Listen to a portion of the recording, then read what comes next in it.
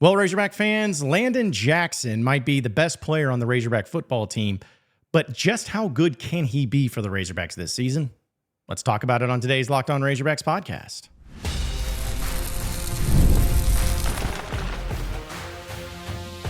You are Locked On Razorbacks, your daily podcast on the Arkansas Razorbacks, part of the Locked On Podcast Network, your team every day. Welcome into Locked On Razorbacks podcast. I am your host, John Nabors. I am also the host of Inside Arkansas Live, which you can catch every weekday at noon on Inside Arkansas and InsideArkansas.com. Today's episode is brought to you by Gametime. Download the Gametime app, create an account, and use code LOCKEDONCollege for $20 off your first purchase. Terms do apply. Hope everybody's having an absolutely wonderful and awesome Thursday. We're getting closer to the weekend. 21 days until Razorback football, which... number 21, I guess I think of Michael Smith, first one that comes to my mind. I'm sure there's other ones that I'm missing. Devwall Whaley, y'all remember him?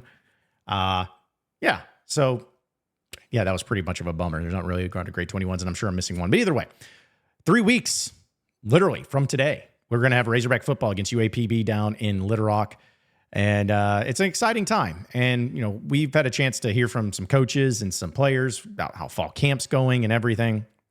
Well, one of the things that I was really looking forward to with all the assistant coaches is that I wanted to hear from Deke Adams. Deke Adams, the defensive line coach for Arkansas, he has been at several different locations in schools. He's kind of been a part of a lot of fired staffs. I know that he's coached at different places in the SEC.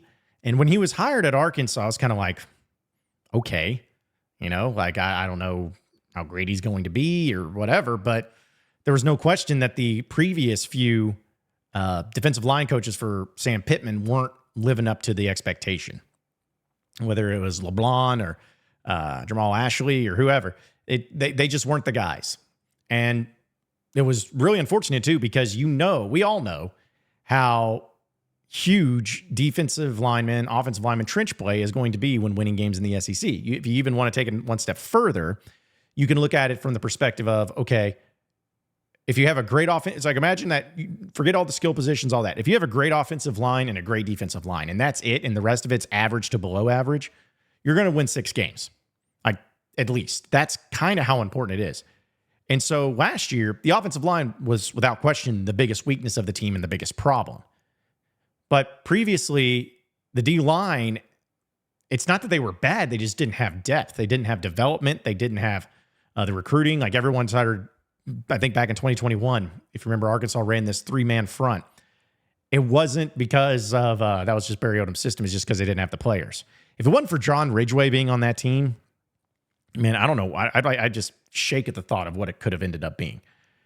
But defensive line is important.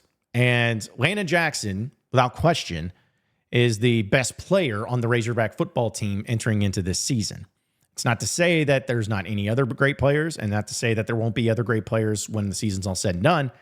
It's just if you were going to put money on and bet on one specific player to be really good for Arkansas this year, it's probably going to be Landon Jackson or maybe Luke Hasz, one of the two. But the journey of Landon Jackson is pretty fascinating.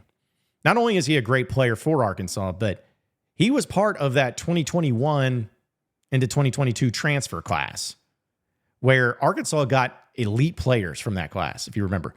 That was the year they got Drew Sanders from Alabama. They got Dwight McLaughlin from LSU. They got Jaden Hazelwood from Oklahoma. They got, this was Dwight McLaughlin. I already said Dwight McLaughlin. Latavius Brini, there we go, from Georgia. Like, they got a lot of great transfers, and Landon Jackson was one of them. And I remember when he was transferring in, I looked him up when he was in high school, and he was a 4-star player. Coming out of high school, he was really built a certain way and a good athlete, but had been coming off of a surgery and dealt with some injury. And I remember talking to some people down at LSU who covers, LSU, and I asked them, hey, what do you think about these guys? And they talked about Dwight McLaughlin and how that's a nice kid. They're like, but Landon Jackson, he's just raw. Don't really think much of him. Think it was a little overhyped coming out of high school and all that, and he may not play. Well, I remember in the first year he didn't really play much. He didn't. He was kind of just one of those guys that maybe come in and spell a few times here and there, but really didn't find his rhythm. And then in 2023, last season, he really started to come into his own. And when the season ended, I thought that he was going to be gone. I thought he was going to be a guy who just transfers out not transfers out, but goes to the NFL, gets drafted. And when he decided to come back, I was truly shocked. Like, I was floored that that's actually what happened. Anyway, Deke Adams, the defensive line coach, we got to meet with him yesterday, and he kind of talked about the journey that Landon Jackson's been on, and talking specifically about like him being where he's at now compared to where he was when he first arrived on campus.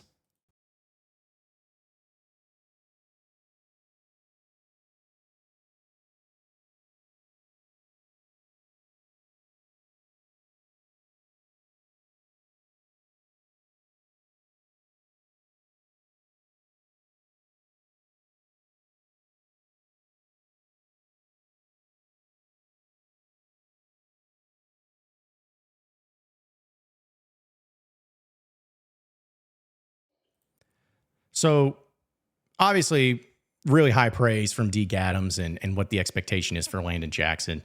But to know where he was at before and where he's at now, I know I think he's engaged. Actually, no, he got married. That's right. He got married. So very mature and very much of a guy who, if you've talked to him or we had a chance to catch up with him at SEC Media Days, a really well-spoken guy and just a team leader, and seems like has the respect of everybody. But here's the thing. Defensively, as we know, it's much more difficult to play great defense in college football than it is great offense. It's just a game that's catered towards offense. And for Arkansas specifically, they really haven't had that many great defenses. Even just in my lifetime, or just take the past 20 years, you've had just really bad defenses at times, just awful. Then you had some fine defenses, good, decent defenses. And then maybe only one or two times you've had great defenses. Maybe. Well, one of the teams, or I guess a couple of the teams that I consider to have great defenses, I think that 2006 team in the past 20 years, with Darren McFadden and all them, that defense was really great. And the other defenses in 2014, I think they were 10th in the country in scoring defense, something like that. And if you remember those two defenses, they had great players. They were healthy, which is also a big thing too. But what was the comparison? What was the two biggest factors into those two teams? Who were the best players on those defenses? The defensive ends. You had a Jamal Anderson in 2006, and you had a Trey Flowers in 2014. Now, I'm not saying that you can't have a great defense at all without a good defensive end. I'm not saying that. But it changes the entire dynamic of everything. It changes how it's approached. It changes how offenses get prepared for you. Because if you remember, we'll take Trey Flowers because he's the most recent example. Arkansas was playing Alabama, which they should have won that game, or at least should have not lost it the way they did, and Ole Miss. And they held Alabama to 14 points, and they held Ole Miss to 0 that year. Okay? Go back and watch those highlights, and go back and look what Trey Flowers was doing during those plays. He was getting double teamed most of the time. And in some cases was even getting triple teamed because he was that good. He was that much of a menace to where he's causing that much problem for the quarterback, causing that much problem for the rushing attack, causing a problem for those offenses. And when those teams had to do that, it opened up for other players to make plays like a Darius Philon, like a Martrell Spate, like Dietrich Wise. Like, not to say that those players weren't going to make plays anyways, but my point is like, because of Trey Flowers and so much attention that he drew, it opened up the defense to make him that much better. And it was the same thing with Jamal Anderson in 2006. The dude had double-digit sacks. He was drafted 8th overall. And that defense had some decent players. I mean, you had Keith Jackson Jr., you had Sam Olajubutu. I guess Chris Houston was the other guy. Chris Houston was drafted as a cornerback. That was kind of it. So when I look at Landon Jackson, kind of making it full circle, if Landon Jackson can be that type of level of player, which I think potentially he can. I'm not predicting it, but I think potentially he can be one of those, first team all SEC caliber players. Like, I think his potential is there. If he can do that, if he can make those types of plays, I think the Razorback defense is really going to be really good. Even though they're weak at linebacker, it's going to help cover up a lot of those linebacker weaknesses. And I'm already really big on the secondary. So I'm really hopeful that Landon Jackson can make some plays and do some things, because he's also a player that came back, and I know Deke Adams talked about this, where he had some goals he wanted to attain. And I think he's going to obtain those. And I want to wish him nothing but the best of luck. I really do. I really think it's going to be great. We're going to talk about another thing that Deke Adams had to say in recruiting, which I thought was pretty fascinating. And we'll get to that and more here coming up on the Locked On Razorbacks podcast. All right, folks, I want to remind everybody that we are brought to you by the Gametime app. Listen, we all have tickets that we want to buy. We're going to sporting events. We're going to be going to sporting events this football season. Some of us aren't season ticket holders. Some of us are having problems trying to find tickets that are affordable, or where we're not going to get scalped or have somebody rip us off. Well, don't worry about it. Just use the Gametime app, because with the Gametime app, they give you the best deals possible, like the last minute deals. If you're looking to get to a game in the very last minute, you can save up to 60% off buying for last minute tickets. They also have flash deals where you can save even more with exclusive in-app deals on select seats ahead of the game or the event.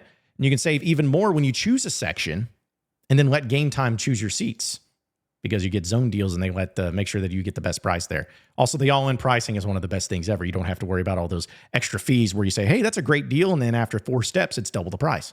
You have the all-in pricing right up there up front, so you know exactly what you're spending and you know exactly what you're getting with no hidden fees. So take the guesswork out of buying any sort of tickets this season, sports tickets, concert tickets, MLB tickets, whatever it may be, by downloading the Gametime app. Create an account and use code LOCKEDONCollege for $20 off your first purchase. Terms apply. Again, create an account and redeem code LOCKEDONCOLLEGE for $20 off. Download Gametime today. Last minute tickets, lowest price guaranteed. All right, so moving on into the next segment of the Locked On Razorbacks podcast. Again, we're hearing from Deke Adams and the defensive line coach and what's to be expected, which, this upcoming season, I think the D-line is going to be good. I don't think they're going to be bad, but I don't think they're going to be elite, but I think they're going to be good. But the one thing that you got to give Deke Adams a lot of credit in is that the future of Razorback football as a D-lineman and as a D-line coach, because he has done a phenomenal job in recruiting. We mentioned it earlier this week, the 4-star player that he was able to get for part of the 2026 class. I mean, he's an incredible player that had offers to LSU and Georgia, and he's coming to Arkansas. At least he committed to Arkansas. And it's really tough to do, because if you think about it, you always have players that, every player wants the same thing. They want to succeed. They want to get ready for the NFL. They want to do that. But, program stability is something that's important to them. And for Arkansas, let's just be honest about it. The situation where it stands right now for Sam Pittman is kind of a do or die year. This is it. You're in your 5th year. You went 4-8 last year. You got to get something going, or you're going to probably be moving on. And that's got to be a tough thing to recruit as a coach. Be like, for a 2026 class, especially, be like, hey, come to Arkansas. Well, coach, I don't even know if you're going to be there next season, much less the year after when I'm supposed to be there. It's got to make it tough. But Deke Adams was asked about this and how he's been able to have success in recruiting, considering the situation with the hot seat. And I think he had a great answer to go along with it.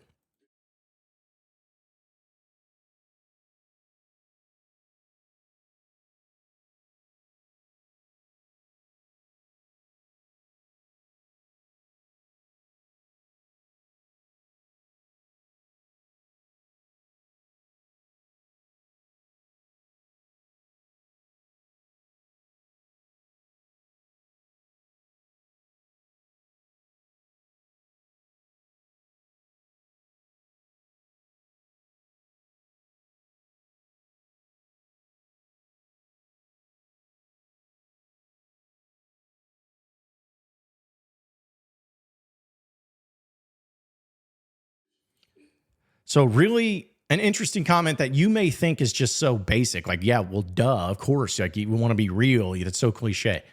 But I listen, I've never been in the living room of a major coach of a major university trying to recruit a kid. I've not been there. I've seen videos of it. I think, which can always have its own message or be produced a certain way or whatever it may be. But folks, the being real part is something that I think gets gets understated. It's not stated enough. These families, and they're getting told the same exact thing by everybody. I mean, you come to our school, what are you going to get?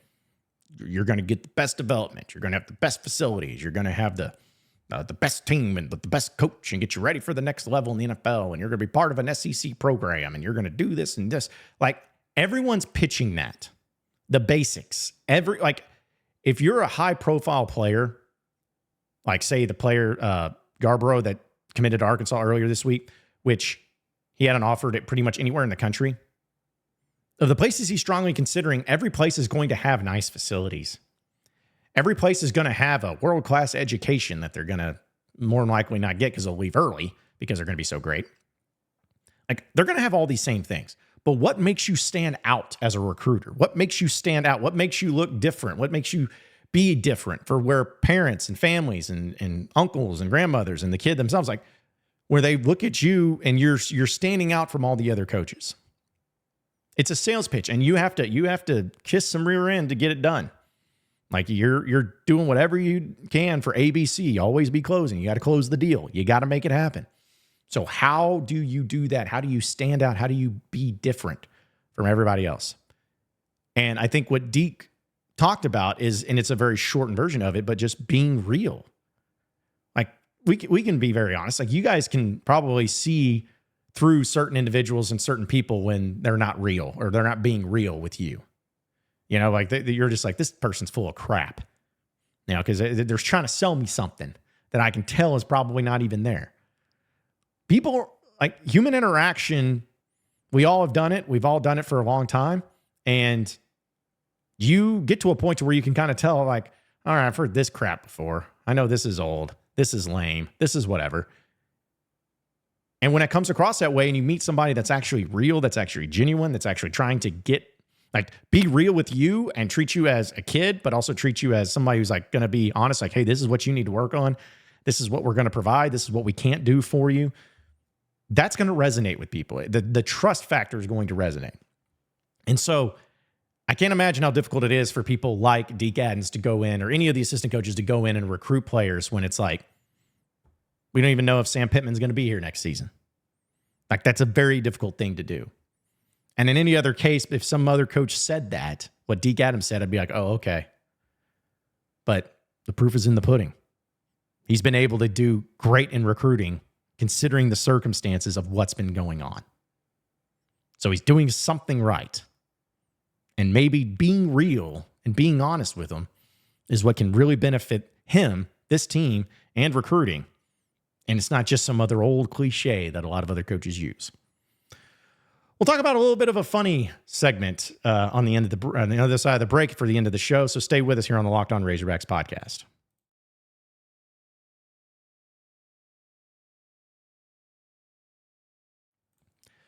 All right, so final segment here on the Locked On Razorbacks podcast. We kind of talked about this on Inside Arkansas Live a little bit yesterday, and I thought it was really fun to see the interactions that we got with a lot of listeners and everybody about it.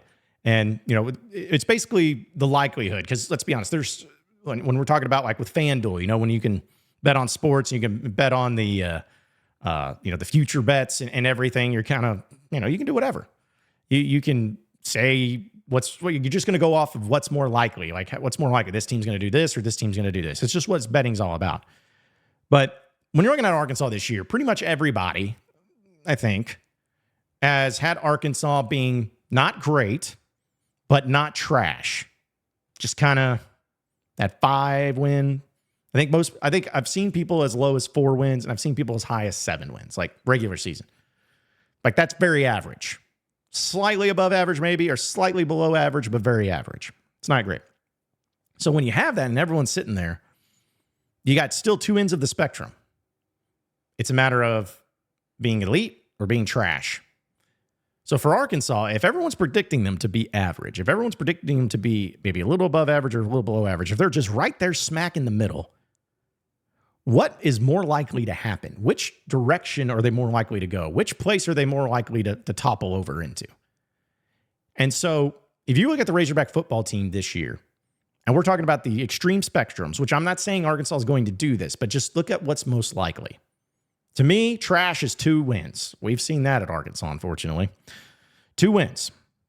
And to me, great is 9 wins. Like 8 is good wins, but 9 is great wins because then that gives you a chance with the bowl game or whatever to win 10, to get to that double digit. So looking at Arkansas this year, what's more likely in your mind? Is it more likely that Arkansas is going to go 2-10, or is it more likely they're going to go 9-3? So you could sit here and you could debate yourself. You could talk about it. But I'm telling you right now, folks, there's no way that Arkansas only goes with 2 wins.